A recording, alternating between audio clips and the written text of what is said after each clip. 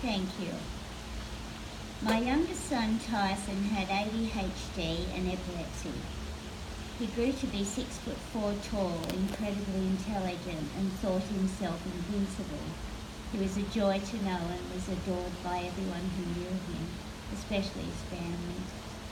In 2013, after another seizure and a hospital stay, Tyson was put on a treatment order to start on a new antipsychotic medication, but this one was 100 mils a month by injection. He hated what antipsychotics did to his mind, and so he was poorly compliant with his tablets. We were not told his first injection was 250 mils or what side effects to watch for. In fact, we left hospital knowing nothing about the drug.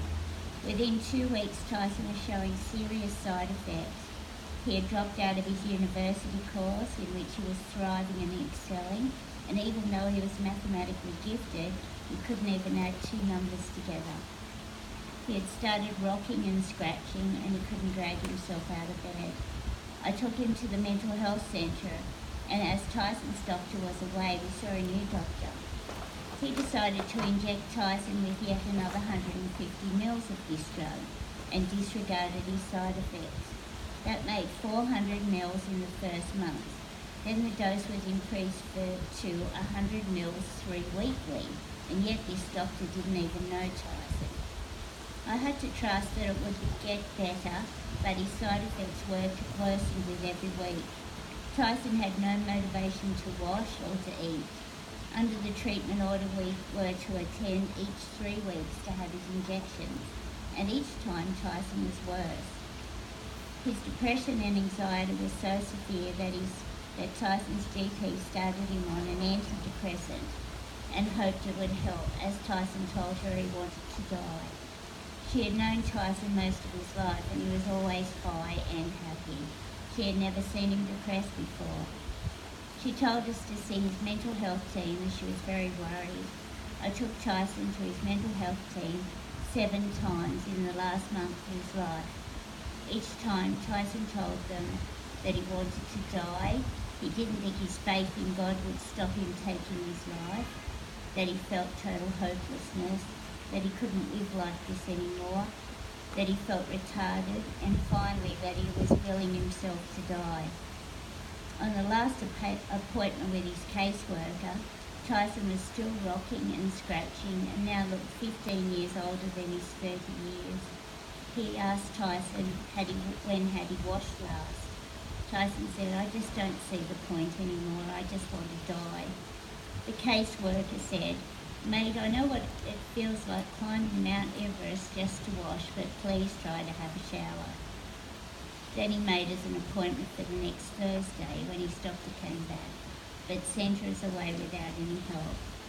We were both crying as we walked away, and Tyson said, "They won't help me, Mum." I took him home and held my boy on the lounge to keep him safe. That night he told me he would take a bath. I heard the water running and then panicked and ran in to find Tyson cutting his wrist with a Stanley knife. He had cut himself 9 times, and I took the knife and he begged me to let him die. I called 000 and tried to stop the bleeding, and when the police arrived, Tyson asked them would they please let him die. They assessed Tyson a serious risk and called the ambulance.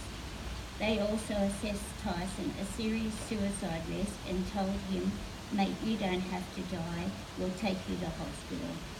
I was told to wait at home until I got a call that he had been admitted. I was terribly shaken, but thank God I'd found him in time. My daughter came and waited with me. I called about an hour later and was told that they hadn't assessed him yet and that they would call me. The risk assessment reported what Tyson had told them. I've had enough. I don't see the point anymore.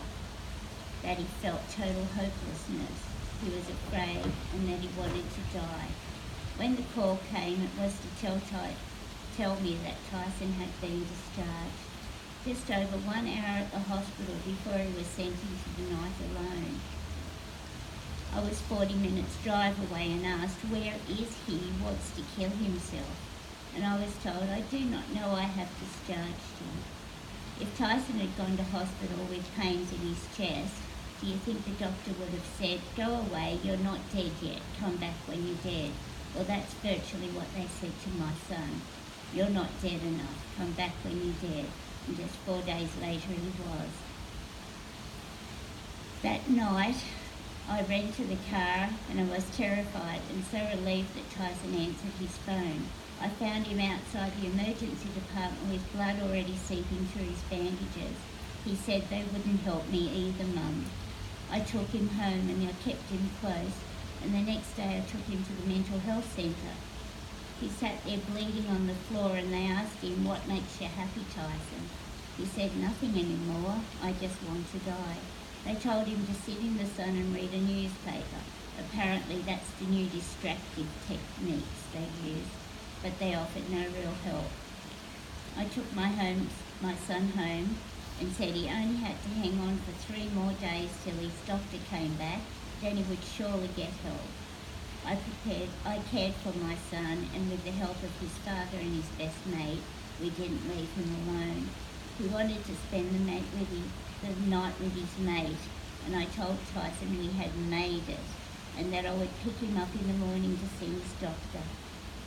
Tyson didn't answer my calls that morning, and I hoped he was still asleep. But the 10 minutes drive was like a nightmare, and I found my son hanging from a beam. I rang 000 and they told me what to do. I cut him down and he hit the concrete as I had no way to hold him.